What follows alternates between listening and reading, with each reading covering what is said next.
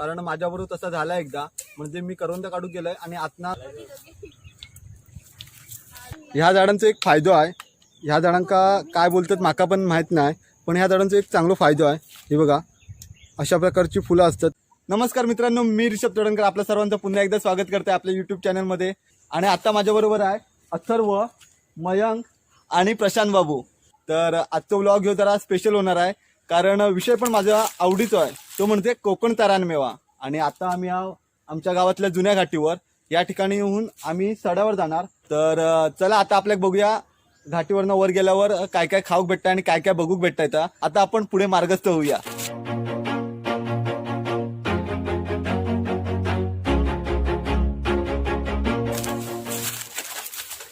आम्ही जेव्हा लहान होतो तेव्हा ह्या घाटीवरनं म्हणजे आम्ही नेहमी तोरणा वगैरे खाऊ जायचो.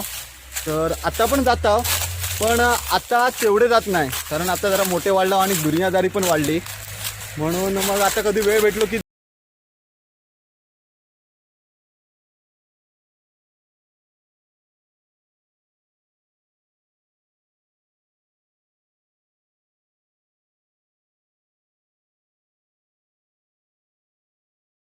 आमची जुनी घाटी संपत आली आहे आणि इकडनं थोड्या अंतरावर गेलो की आम्ही सड्यावर पोचू.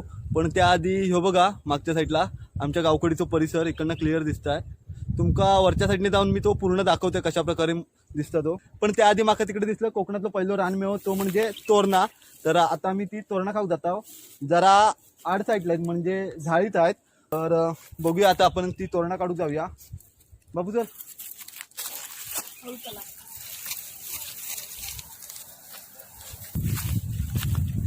एवढी पण काय जागा ही नाही आहे, बऱ्यापैकी चांगली आहे. आरामात आमच्या तिकडे जाऊक मिळाला आहे.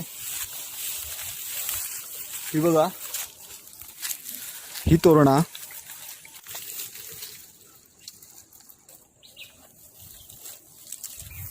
तर आता आम्ही इकडे आलो आणि पहिली भावानी आमची तोरणानच झाली. ही बघा तोरणा माका ॲक्च्युली जाम आवडतात. म्हणजे माकाच काय कोकणातल्या सगळ्याच माणसांका ती आवडत असतील. आणि तोरणा ही जानेवारी फेब्रुवारीच्या दरम्यान जास्त असतात, नंतर ती हळूहळू कमी कमी होत जातात. आणि त्यानंतर मग करवंदाचं सीझन येतं. आता पण करवंदा झालेली असतील, तयार झाली असतील करवंदा, पण ती अजून पिकूक लागली नसतील. तर तो बघा आमचं गावकडीचं परिसर.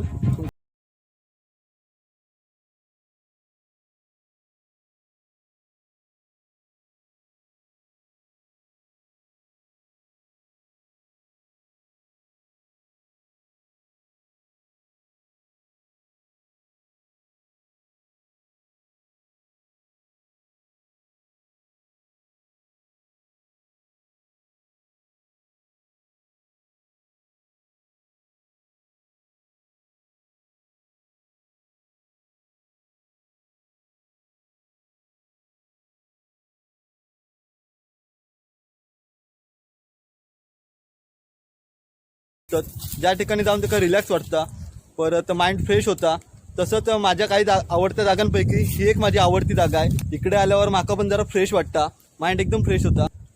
तर इकडे आल्यावर माका एक कविता आठवता, आमच्या शाळेत होती, 3री किंवा 4थीत होती.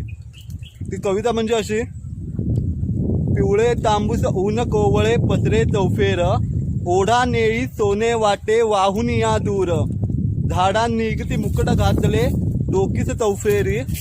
अशी काहीतरी कविता होती. नाही तुमका होती का रे? नव्हती ना. आता कदाचित पोर्शन बदलल्यामुळे ती कविता पण बदलली असतात. आता जरा ऊन आहे इकडे, पण संध्याकाळचा म्हणजे सूर्य जेव्हा मावळतीक जाता तेव्हा इकडे आल्यावर एकदम भारी वाटतं. म्हणजे समुद्राच्या वरचा आकाश वगैरे क्षितिजाचा लालसर पिवळा तांबूस वगैरे असं कलर येतात, त्यामुळे इकडनं बघूक जाम भारी वाटतं. अशा ठिकाणी येण्याचा अजून एक फायदा आहे, जर तुम्ही स्ट्रेसमध्ये वगैरे असाल तर इकडे येऊन तुम्ही मोठ्यान ओरडू शकता. म्हणजे तुमचं आतमधलं स्ट्रेस आहे तो बऱ्यापैकी कमी होता. आमच्या शाळेतला म्हणजे माझ्या गुरुजींनी दाते सर होते आमका, तिने आमका असं सांगितलं नव्हतं की जर तुमका असं चिडचिड वगैरे होत असतात कधी, तर तुमच्या बागेत किंवा आडीत जाऊन मोठ्यान किंजळायचा. तुमका दाखवते आता मी कसा किंजळायचा. आता ओरडू काय सगळ्यांकाच येत असतात, पण तुमका पण सांगून ठेवतोय, जर तुमची कधी चिडचिड होत असतात, अभ्यास वगैरे होत नसतात, तर इकडे यायचा, मोठ्यान ओरडायचा आणि नंतर थोडा वेळ इकडे शांत बसायचा आणि घरात जाऊन मग अभ्यास करायचा.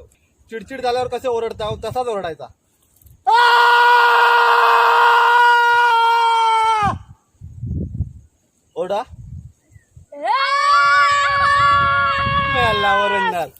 अरे पाल तरी पळत काशी परत ओरडा. परत दाखव.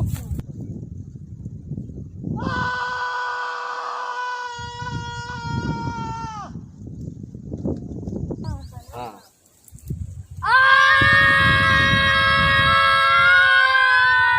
बरोबर. तुम्ही पण ट्राय करून बघा, खरोखर चिडचिड कमी होत आहे. आता आपण पुढे जाऊया. जास्त पण ओरडावू नको. तो बघा माझा भाव पण आलो इकडनं. जरा उशीर पाटणा येत होतो तो, म्हणून आम्ही जरा पुढे आलो. हे रुद्रेश,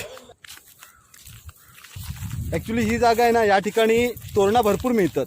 पण आता तोरणाचं सीझन उलगत चाललंय म्हणजे संपत चालले आहे.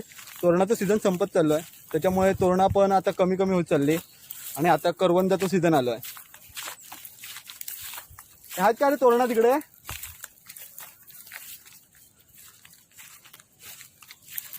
तोरणाची चव म्हणजे तुमका सांगते, म्हणजे तोरणा पण गोडच लागतात, एकदम गोड असतात. साखरेसारखी नाही म्हणता येणार. साखरेची चव एका बाजूक आणि तोरणाची चव एका बाजूक, दोन्ही पण गोडच असतात, पण त्यांच्या चवीत फरक असता. इकडे एक चौतारो आहे, हो बघा, आणि ह्या चौताऱ्यावर वड आहे. पण हे चौतारो कसलं आहे तो माका पण नक्की माहिती नाही आहे, कारण भरपूर वर्ष इकडे बघतोय आम्ही. हे चौतारो आहे, पण त्याचे दगडी बघा केवढे मोठे आहेत. ते आताच्या चिरांपेक्षा ते पहिले दगडी हे खूप मोठे होते. हे बघा, तो पूर्ण एक दगड आहे. हे बघा, पहिल्या आताच्या चिरांपेक्षा हे दगडी खूप मोठे आहेत. काय होतं असं तरी. असो, संध्याकाळी जाऊन घराची कोणा तरी मोठ्या माणसाक विचारतो आम्ही याच्याबद्दल.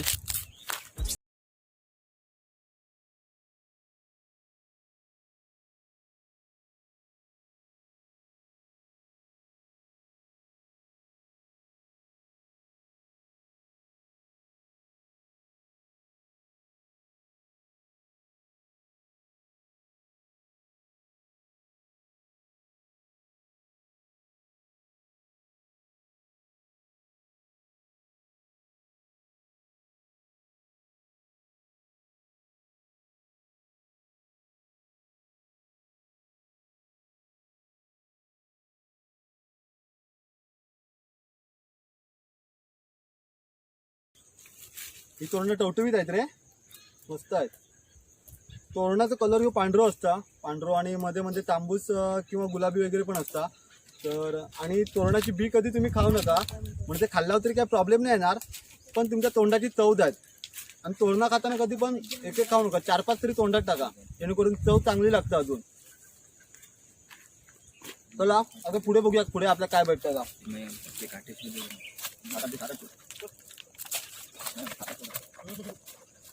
कोकणातल्या सड्यावरना किंवा काट्याकुटे रस्त्यातनं तुम्ही जेव्हा फिरता तेव्हा जरा सावधगिरी बाळगून फिरा, कारण तुमका काटे वगैरे टोचण्याची शक्यता असता. हो बघा, माझ्या आता चपलात एक काटो घुसलो आहे, तो माझ्या पायाक मगाचपासून लागत होतो. आता तुम्ही काढतोय, हो बघा, मगाचपासून माझ्या पायाक टोचत होतो. चप्पल जरा नरम असल्यामुळे तो आपल्या चप्पलातनं आरामात घुसता. त्याच्यामुळे सड्यावर जर फिरूक येत असेल तर साधारण चप्पल पण कडक घालून यावा, जेणेकरून तुमच्या पायात काटे वगैरे लागणार नाही. तर फायनली आता आम्ही रस्त्यावर पोचलो आहे. या ठिकाणी रस्ता क्रॉस करून आम्ही दुसऱ्या साईडला जाणार आहोत. त्या ठिकाणी बघूया आपल्याला काय मिळत आहे. तर तुम्ही पण जेव्हा मे महिन्याच्या सीझनमध्ये किंवा उन्हाळ्याच्या सीझनमध्ये कोकणात आला तर तुमका पण सड्यावर किंवा रस्त्याच्या कडेक कोकणचं रानमेवा हे नक्की खाऊक मिळत. तेव्हा येताना जाताना कधीतरी रस्त्याच्या आजूबाजूक लक्ष ठेवा, जेणेकरून तुमका विविध प्रकारचं कोकणातलं रानमेवा खाऊक मिळत. हे बघा, ह्यो आता इकडे तोरणात काढताय वाटतं.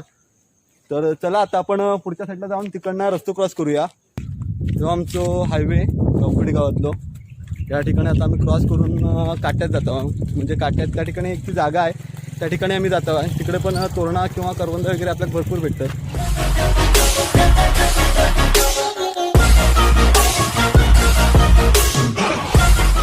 तर आता आमका जाऊक अजून त्या ठिकाणी जाऊक थोडं वेळ आहे, पण एक आलं खय. चला आता आपल्या करवंद पिकलेली आहेत वाटतं, बघूया थोडी तरी मिळाली तरी बास होय. Shooters gonna shoot and I'm gonna shoot until I fall. Always do it on my own. home, so I gotta get through it. And the only thing I know is to love what करवंद या ठिकाणी हे बघा करवंद पिकूक लागले आहेत आताशी.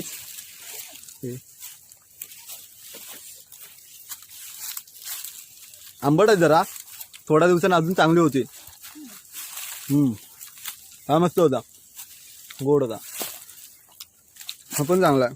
तुम्ही करवंद वगैरे काढू जाशाल तेव्हा करवंदाच्या झाडीच्या आजूबाजू पुन्हा नीट निरीक्षण करा, कारण आतमध्ये साप वगैरे असण्याची किंवा अजून दुसरं जीव वगैरे असण्याची शक्यता असता. कारण माझ्याबरोबर तसा झाला एकदा. म्हणजे मी करवंद काढू गेलोय आणि आतनं साप बाहेर पडलो.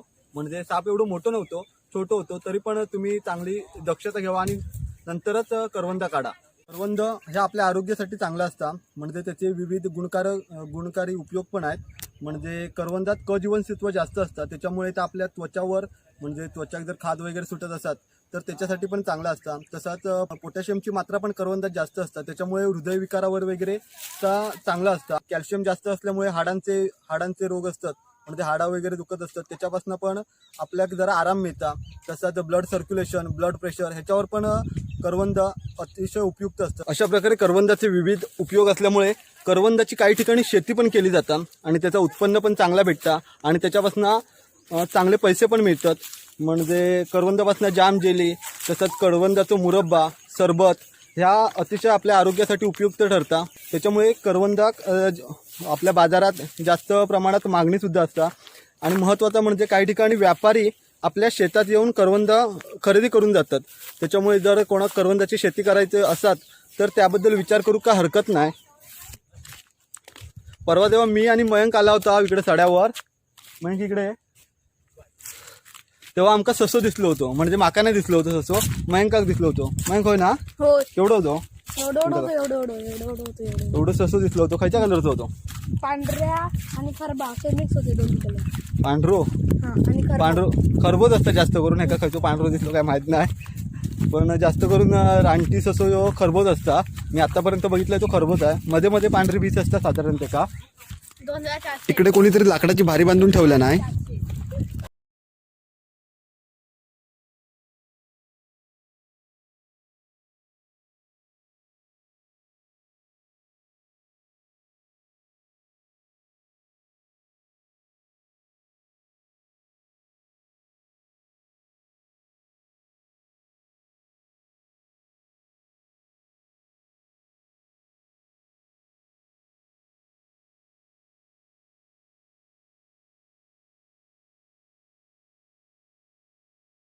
आता आम्ही फिरून आलो आहे सगळीकडनं आणि आता आम्ही आमच्या बळावणीवर पोहोचलो आहे. हे बघा या ठिकाणी. इकडे आम्ही सड्यावरनं किंवा काही नाही आलाव तर पहिले इकडे बसता आहोत. भले दमला असू किंवा नसू, पण इकडे बसल्याशिवाय आमका म्हणजे पुढे जावतच नाही. त्यामुळे आम्ही इकडे 2 मिनिटं जरी बसताव, इकडे थोडा वेळ आराम करताव, गप्पा गोष्टी मारताव आणि नंतर मग इकडनं पुढे जाताव. इकडनं पण समुद्र दिसतात, सुरूची झाडं दिसतात आणि समोरच्या साईडला पूर्णगड किल्लो आहे. त्यामुळे इकडे बसू पण एकदम मस्त वाटतं. संध्याकाळचा छान गार वारा सुटलेला असता. तसाच ह्या बघा या बळावणीच्या वरच्या साईडला ह्यो वड आहे असो, त्याच्यामुळे ह्या वडाच्या सावलीत पण एकदम मस्तपैकी गारगार वाटतं. तर आता थोडा वेळ आम्ही इकडे बसतो आणि मग नंतर आम्ही बळावणीवरनं खाली आमच्या घराशी जातो. so I gotta get through it. And the only thing I know is to love what I'm doing. Never give up, never slow till I finally prove it. Never listen to them no's, I just... बघा इकडे एक मका झाड दिसलाय.